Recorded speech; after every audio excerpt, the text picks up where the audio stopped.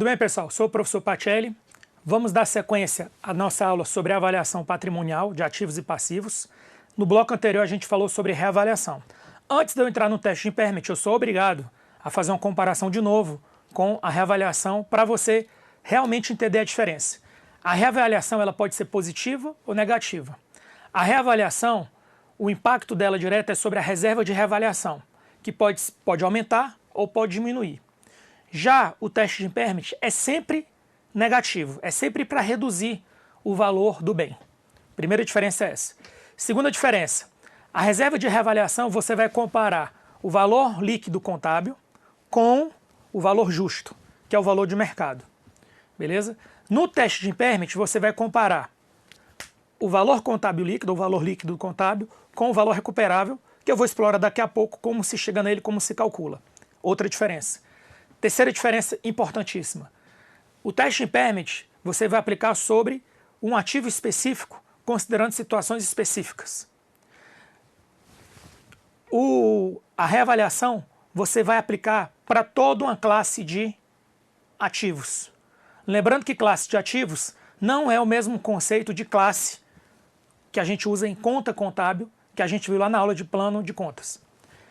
O conceito de classe são itens que estão dentro do ativo imobilizado e dentro do ativo intangível, cuja nomenclatura aparece nas demonstrações contábeis, como, por exemplo, veículos, embarcações, plataformas, equipamentos militares especializados, no caso do intangível, marcas, direitos contratuais, certo? Então, essa é a ideia de classe. Então, a reavaliação é feita por classe, o teste de impairment é aplicado para um ativo específico. Lógico, eu faço a aplicação da reavaliação para toda uma classe, mas eu considero as características de cada bem. O importante é que eu não posso fazer a reavaliação seletiva. Já o teste de impairment eu acabo sendo seletivo, porque eu vou considerar o impacto específico daquela situação, que a gente vai estudar daqui a pouco, causas externas, causas internas, sobre aquele bem. Então essas são aí 3 grandes diferenças para você não se confundir na hora da prova, tá bom? Então vamos lá. A entidade deve avaliar se há alguma indicação de que um ativo imobilizado ou intangível possa ter sofrido uma perda por irrecuperabilidade. Como o valor contábil de um ativo imobilizado ou intangível, caso o valor contábil de um ativo imobilizado ou intangível apresente valor acima da quantia que será recuperada, que é o valor recuperável, através do uso ou através da venda, aqui ele já deu uma dica. Como é que eu chego no valor recuperável? Eu pego o valor de uso ou pego o valor que eu consigo vender. Eu vou comparar esses dois valores, o valor de uso e o valor que eu consigo vender. Tem uma diferença aqui. O valor de uso, ele é subjetivo. O valor de venda, ele é objetivo. Então você vai comparar um critério subjetivo, que você vai tentar parametrizar para reduzir a subjetividade, com um critério objetivo, que é o preço líquido de venda. Certo? A redução ao valor recuperável pode ser aplicada para o ativo não gerador de caixa, bem como para o ativo gerador de caixa. Lembrando que normalmente na administração pública, o objetivo principal é prestar serviços, que é o ativo não gerador de caixa, do que gerar retorno comercial, que é o ativo gerador de caixa. Tá bom? Qual a diferença entre depreciação e impairment? Vamos lá. A redução ao valor recuperável não deve ser confundida com a depreciação. Esta, que é a depreciação, é entendida como o declínio gradual do potencial de geração de serviços por ativos de longa duração, ou seja, a perda do potencial de benefícios de um ativo motivada pelo desgaste, uso, ação na natureza ou obsolescência. Já o impairment é a desvalorização de um ativo quando o seu valor contábil excede o seu valor recuperável. A depreciação decorre do uso, faltou um D aqui, decorre do uso natural ou da obsolescência do bem, enquanto o impairment depende de um evento que causa perda do valor do ativo, ou seja, esse evento pode ser um evento que dependa da administração ou que seja externo à administração. Um exemplo de um evento que depende apenas da administração, descontinuar um ativo. Então eu tenho uma escola e resolvo descontinuar ela. Eu vou aplicar um teste de impairment. Eu tenho uma base militar e eu resolvo descontinuar ela. Não vai ter mais base militar ali. Isso é uma decisão interna. Uma decisão externa. Eu estou ali, tenho um imóvel que eu uso para alugar, cobro um valor alto e ele tem acesso, por exemplo, à praia. e aí constrói um prédio que tampa a visão do prédio. O valor do imóvel para vender e talvez para alugar vai cair. Não no primeiro momento, porque já tem um contrato, mas no segundo momento pode ser que caia assim o valor. Vamos simplificar. Suponha que existam dois veículos. Durante 2022, tanto o veículo A quanto o veículo B sofrem depreciação da mesma forma. Porém, no final do exercício de 2022, o veículo B sofre uma colisão que não gera perda total, mas compromete o rendimento do veículo.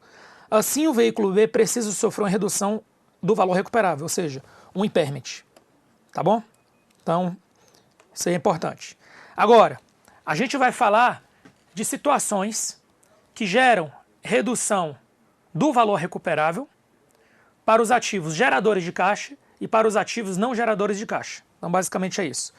Vamos começar com causas que geram redução ao valor recuperável para o ativo não gerador de caixa, que é aqui que a prova vem, ela vem com exemplos, certo? Às vezes.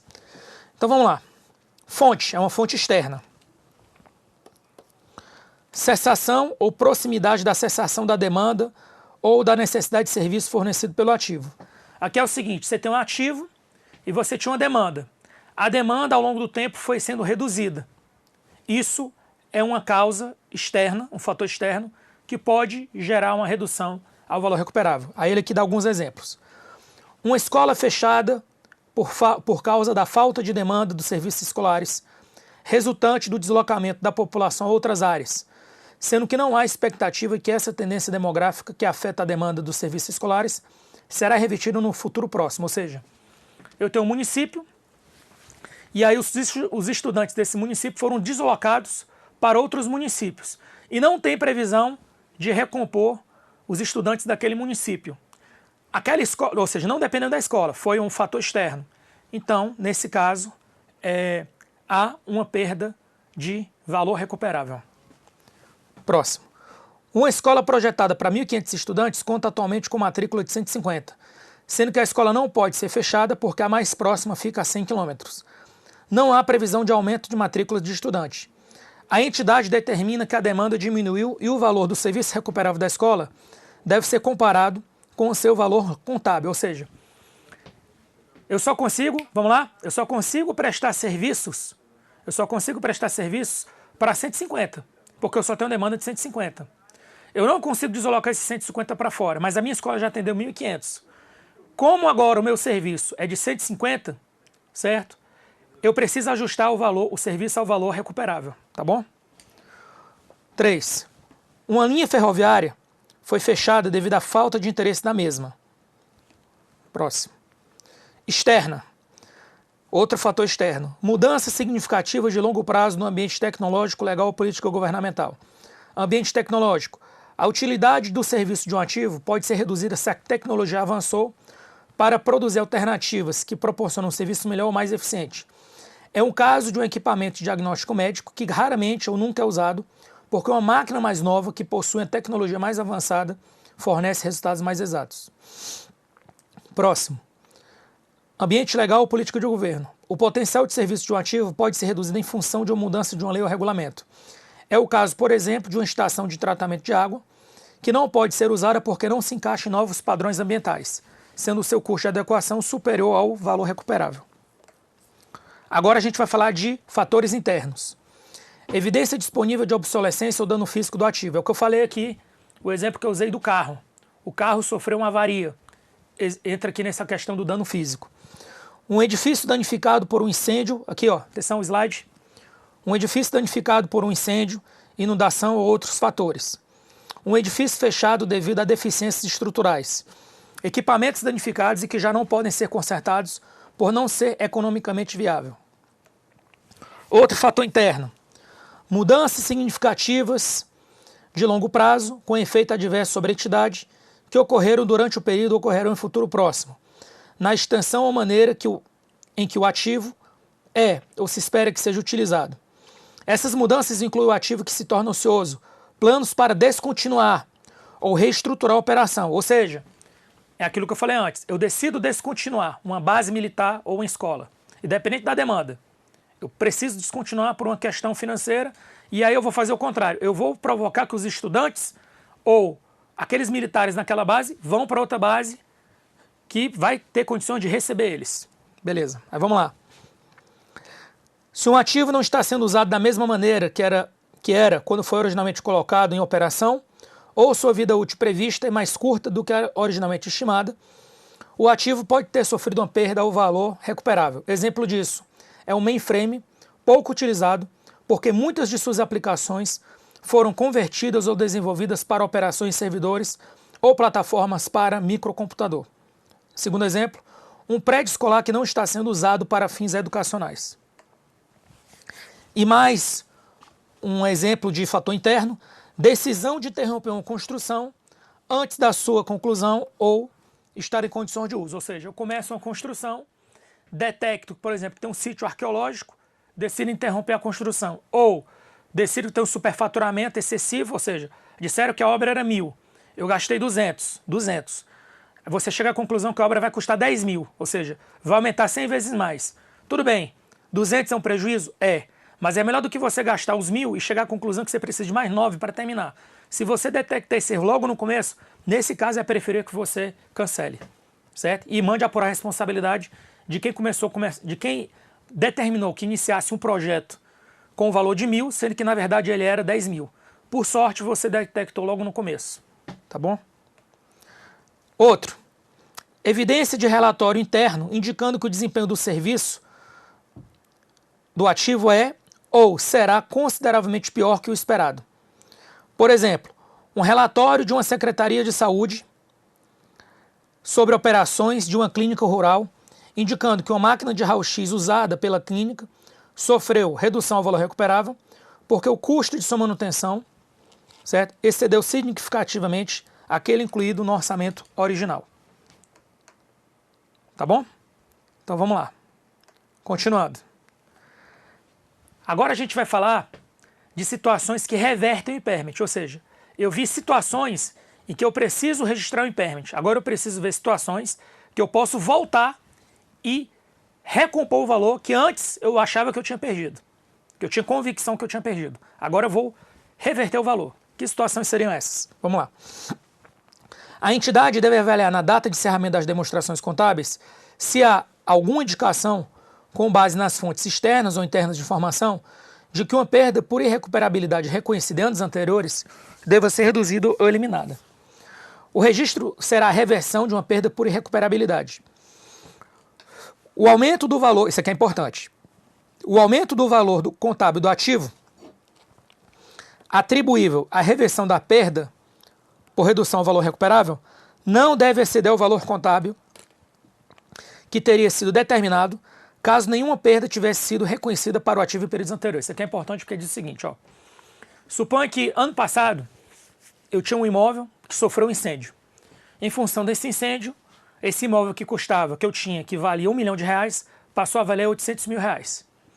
Aí depois foi feita uma reforma, foi feita a manutenção, chamei um novo avaliador e o avaliador falou, olha, o valor daquele incêndio lá, considerando a reforma, tudo que foi feito,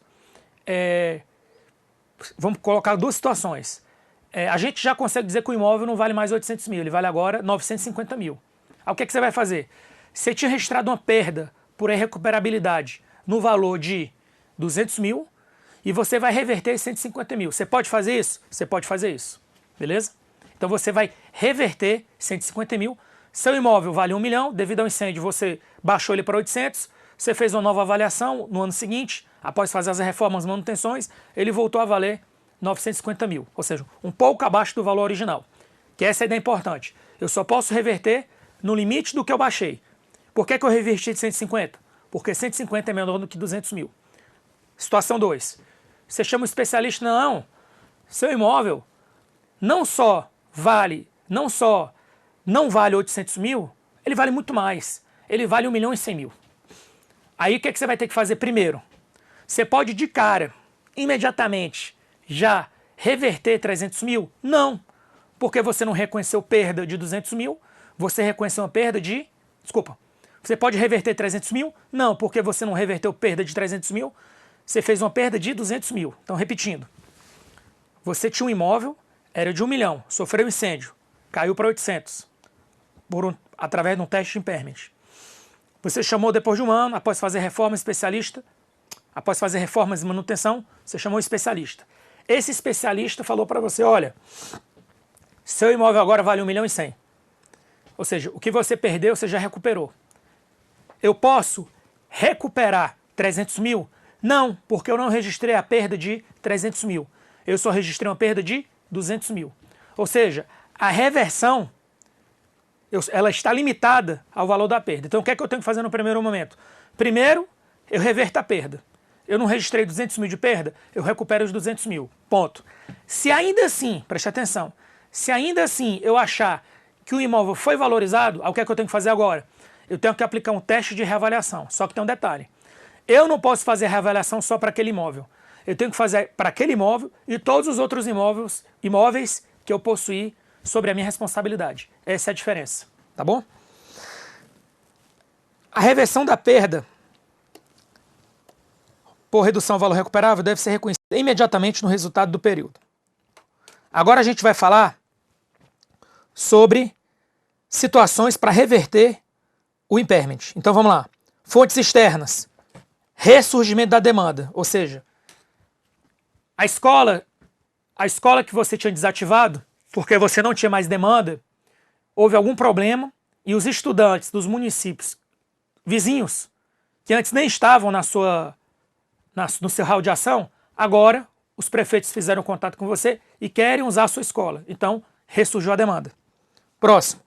Mudança significativa de longo prazo com efeito favorável sobre a entidade, que ocorreram durante o período ou que ocorreram no futuro próximo, no ambiente tecnológico, legal ou política governamental. Então, por exemplo, aquela lei que informava que a sua estação de tratamento não estava atendendo os padrões ambientais, ela foi, por exemplo, ela sofreu uma medida provisória, foi alterada e essa medida provisória foi convertida em lei. E aí o que é que você vai fazer?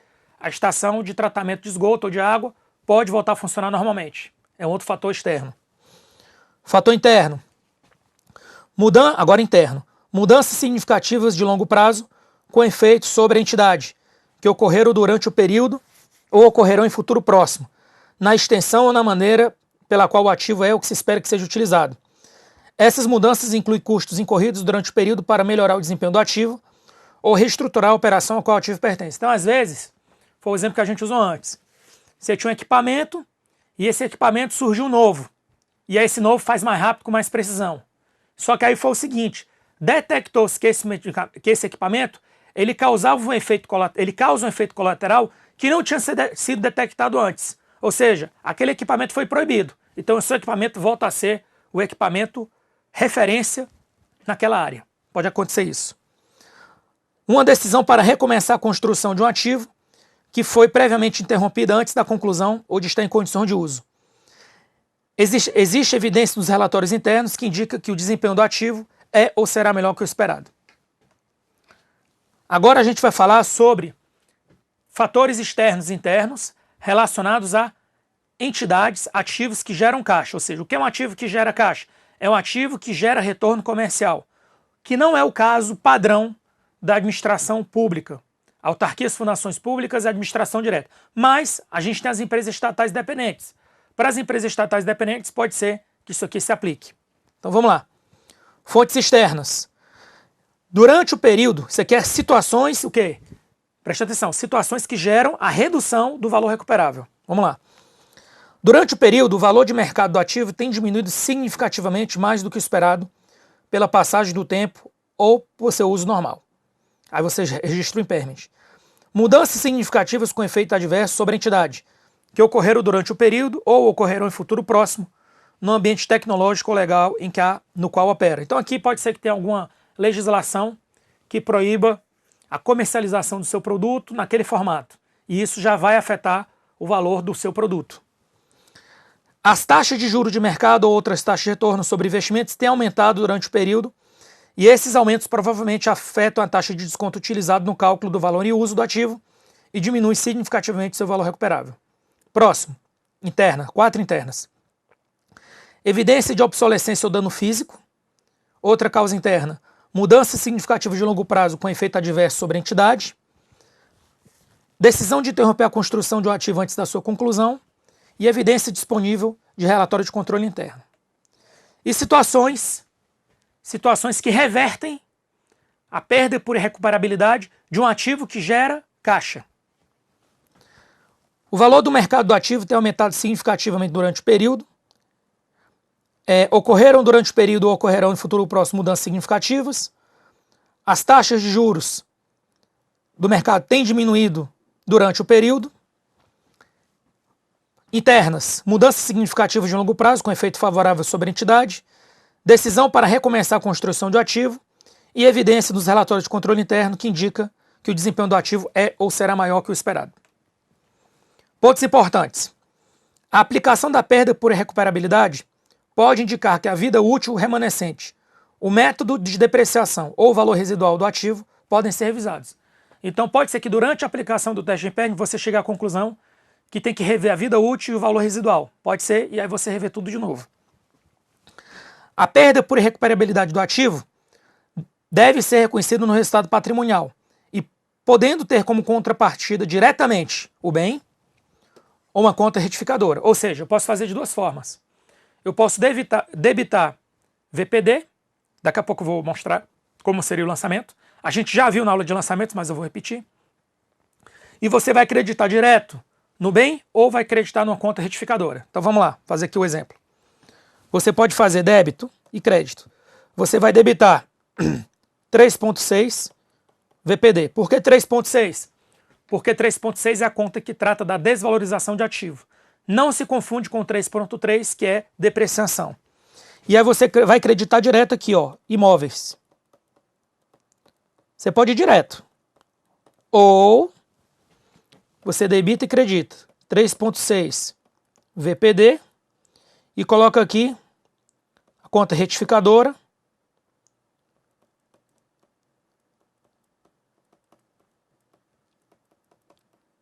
Ok? Essa conta retificadora, ela fica embaixo da conta principal, que é o imóvel, tá bom?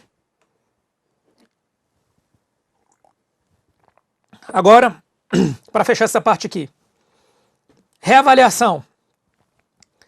Pode ser positiva ou negativa. Impairment, sempre negativo. Reavaliação. Toda a classe do ativo. Impairment, individual. Reavaliação. Entre 3 e 5 anos, exceto no caso de variação significativa. Impairment, aplicação. Causas internas e externas. Agora, pessoal, a gente vai fazer umas questões para fixar esses conceitos relacionados ao impairment. Vamos lá.